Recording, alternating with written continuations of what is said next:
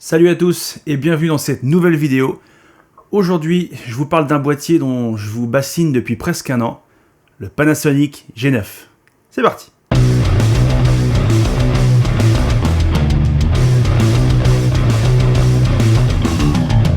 Hello à tous, c'est Ben de Retour d'Expérience et aujourd'hui, je vais vous parler d'un boîtier auquel j'ai fait beaucoup référence depuis un an. C'est le boîtier qui a filmé la quasi-intégralité des vidéos YouTube sur cette chaîne. Il s'agit du Panasonic G9. Alors le Panasonic G9, c'est un boîtier au capteur micro 4 tiers, capteur stabilisé de 20,3 millions de pixels, sorti en 2018, avec des capacités vidéo assez intéressantes, 4K 60 images secondes, mais c'est un boîtier résolument photo, en tout cas qui a été pensé comme tel. Depuis sa dernière mise à jour, le Panasonic G9 est considéré comme un mini GH5, puisque même s'il ne l'égale pas, il a quand même récupéré une grosse partie de ses spécificités, notamment en vidéo. Vous pouvez trouver le boîtier nu neuf autour de 1100 € et d'occasion autour des 900 €. Maintenant qu'on a terminé toute la partie télé-shopping, on va passer à ce qui me plaît sur ce boîtier. Mais avant toute chose, pense à t'abonner et à mettre la cloche. On a dépassé les 337 semaines, la chaîne grandit de jour en jour, vos retours sont hyper positifs et hyper motivants, parfois il y a du débat, on n'est pas toujours d'accord, mais c'est intéressant le débat et moi je suis friand de ce genre de trucs. Donc si mon contenu t'intéresse, du mariage, du business, du matos, boîtier, objectif, micro 4 tiers, APS-C, on parle de tout ça, on parle de photos, on parle de vidéos. Si c'est le genre de contenu qui t'intéresse, abonne-toi, mets la cloche, et puis à la fin de la vidéo, si elle t'a plu, mets un petit pouce bleu. C'est peut-être pas grand chose pour vous, mais pour moi, ça veut dire beaucoup. Mais avant toute chose, je vais vous parler de mon historique personnel avec ce boîtier. Il y a un peu plus d'un an, je devais partir en voyage à New York, et je ne voulais pas emmener mes Panasonic GH5 et GH5S, puisque c'est mon matériel professionnel pour travailler, et j'avais pas envie de les perdre, de les abîmer, de me les faire voler. Donc je suis parti à la recherche d'un autre boîtier que je pourrais emmener en voyage, en famille, en loisir, etc. J'ai pas mal fait le tour des popotes et j'ai fini par déterminer deux boîtiers potentiels. Le Fujifilm X-T3, que j'ai aujourd'hui, et le Panasonic G9. Ce qui a fait toute la différence, c'est la stabilisation, la batterie, les capacités vidéo, surtout de ce boîtier. Au final, le Covid a pointé le bout de son nez, il a foutu le bordel qu'on connaît, et puis je suis pas parti. Alors maintenant, pourquoi j'aime tant ce Panasonic G9? Parce que c'est un tank, c'est un char d'assaut. Ce boîtier est indestructible. On est sur une construction magnésium qui transpire la solidité. On a le sentiment d'avoir en main un réflexe en termes de solidité, en termes de toucher, mais à l'échelle d'un mirrorless. On est donc sur un boîtier tout-terrain, extrêmement robuste, avec la conception Panasonic, c'est-à-dire les boutons placés aux bons endroits, tous personnalisables, les molettes hyper accessibles. On est quand même sur quelque chose qui est très bien pensé, avec une poignée qui est un petit peu plus proéminente que ce qu'on trouve sur les GH5, GH5S, etc. On sent que c'est un petit peu plus pensé photo, que Panasonic a revu un peu sa copie aussi. On a une épaule avec un écran pour la reprise des éléments techniques quand on fait de la photo.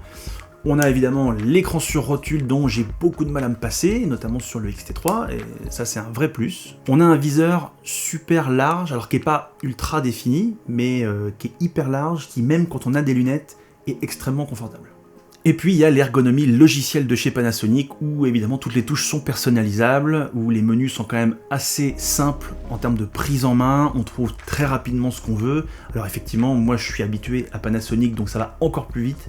Mais très honnêtement, les menus Panasonic font partie quand même des références, ils sont bien pensés. Il y a encore des petites coquilles, mais globalement, on trouve très très vite ce qu'on cherche. Autre élément en faveur de ce boîtier, c'est son autonomie. Alors, Panasonic fait des batteries qui tiennent très bien, ce G9 ne fait pas exception, on tient 2 heures en 4K 60 images secondes, même par des températures très basses. Moi je l'ai testé à moins 3 degrés sans problème, et j'ai vu des youtubeurs faire de la 4K 60 images secondes pendant 2 heures d'affilée par moins 20 degrés en Norvège. Donc on est quand même sur quelque chose de robuste, de tout terrain et à toute épreuve. Autre spécificité super intéressante, c'est la stabilisation du boîtier qui est très bonne, voire trop bonne, mais ça on en parle après.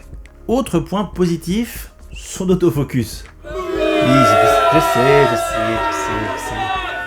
Bon autofocus et Panasonic vont rarement de pair.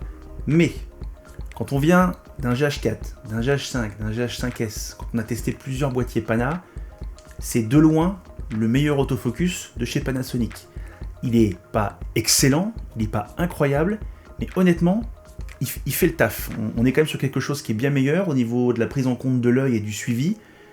C'est probablement ce qui se fait de mieux chez Panasonic. Alors on n'est pas à la hauteur d'un A6400, d'un A9, etc. Mais honnêtement, on est pas mal. Pour du facecam, on est pas mal. On est sur un boîtier qui filme jusqu'à 150 mégabits par seconde, ce qui est plutôt pas mal. On est sur un shutter qui monte à 1/32 millième, et ça fait partie des critères qui sont importants pour moi. Dès lors qu'on veut faire un petit peu de portrait, qu'on est en plein soleil et qu'on n'a pas de filtre ND, 1/32 millième c'est top. Ça permet d'éviter de devoir changer son ouverture, on peut rester sur du 1.4, donc ça c'est du bonheur. La réactivité de l'appareil est super bonne. Vous l'allumez, en une demi-seconde, il est prêt à shooter, et ça c'est vraiment top. Il n'y a pas de temps de charge, il n'y a pas de temps pour que l'écran se mette en place, etc. Il est extrêmement réactif. Et dernier élément, qui compte énormément pour moi aussi, il a un double port de carte SD. Pour une utilisation plus professionnelle, moi c'est indispensable de pouvoir faire un backup systématique. Donc à chaque fois que je prends une photo ou une vidéo, elle est enregistrée sur les deux cartes en même temps. Ce qui fait que si jamais j'ai une carte qui grille, j'ai toujours une sauvegarde. Et il est hors de question de perdre ce que je fais avec mon boîtier. Maintenant, le G9 n'est pas exempt de défauts, il est loin d'être parfait. Il a d'abord tous les défauts liés au micro 4 tiers, c'est-à-dire qu'il n'est pas très bon en basse luminosité. Si vous cherchez une faible profondeur de champ, c'est possible. Beaucoup vous diront que c'est pas possible. C'est possible. Mais ça va être beaucoup plus difficile. Vous n'aurez pas en tout cas la même profondeur de champ qu'avec un plein format ou un APS-C. Au niveau autofocus, même si on est dans ce qui se fait de mieux chez Panasonic, on reste quand même sur le bas du classement des boîtiers actuels. En photo, il est plutôt correct. En vidéo, c'est là qu'il pêche le plus. On est sur un autofocus qui n'est pas méga réactif et qui a une façon de fonctionner particulière. Par exemple, ce que je fais là, c'est-à-dire vous montrer un produit devant la caméra et il va faire le focus sur l'objet le plus près.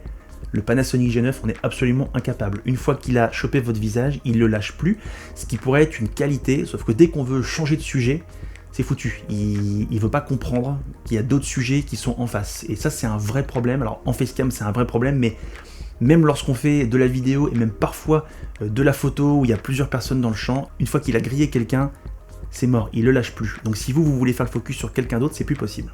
Autre point relativement insupportable, et pourtant je le savais avant de l'acheter, puisque je l'ai lu sur beaucoup de forums, le déclencheur du Panasonic G9. Il est extrêmement sensible. À peine vous le frôlez, il fait la photo. Alors, au bout d'un certain temps, on s'y fait, c'est-à-dire que vous prenez l'appareil, vous le démarrez, vous faites 2-3 mauvaises photos parce que vous appuyez sur le déclencheur par erreur. Après, une fois que vous le sentez, ça le fait. Mais systématiquement, dès que vous reposez votre boîtier pendant une demi-heure, vous le reprenez, vous retombez dedans. Et à peine vous le frôlez, alors pour faire la mise au point, le mi-course, on est sur du quart course. Et il est, visiblement, ça a été prévu pour le public américain qui est très friand de déclencheurs rapides, mais là, franchement, c'est extrêmement chiant, quoi. Vous passez votre temps à déclencher des photos sans le vouloir, vous passez votre temps à déclencher des vidéos, vous reprenez votre boîtier, il tourne depuis une demi-heure dans votre sac. Franchement, c'est nul. Franchement, ça, c'est vraiment nul. Et ça fait partie des petites choses qui rendent son utilisation assez pénible. Dernier gros défaut, sa stabilisation, puisque même si je vous ai dit que la stabilisation était très bonne, elle est trop bonne. C'est-à-dire qu'elle n'est pas bonne partout, elle a tendance à faire un effet de wobbling. Le wobbling, c'est un espèce d'effet de déformation en arrière-plan, surtout sur des focales assez courtes, c'est-à-dire sur du grand angle. Tout ce qui est autour du 20-24 mm, il va vous faire des déformations. À partir de 35 mm, on les voit plus, ces déformations. Il faut connaître son boîtier et il faut connaître ses défauts. Si vous faites du facecam et que vous avancez et que le fond s'éloigne, il va déformer.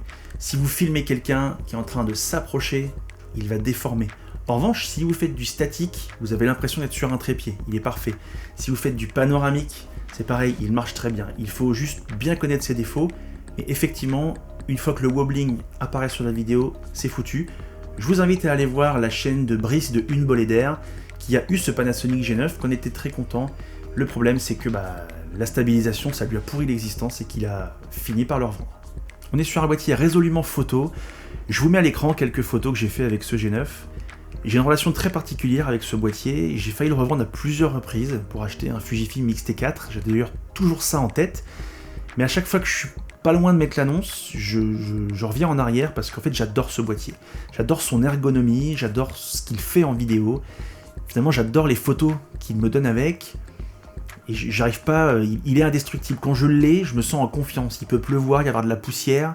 Ce boîtier, pour moi, ne peut pas me faire défaut. Et cette particularité est hyper importante pour moi. Au final, ce boîtier, il est très bon, mais il n'est pas fait pour tout le monde.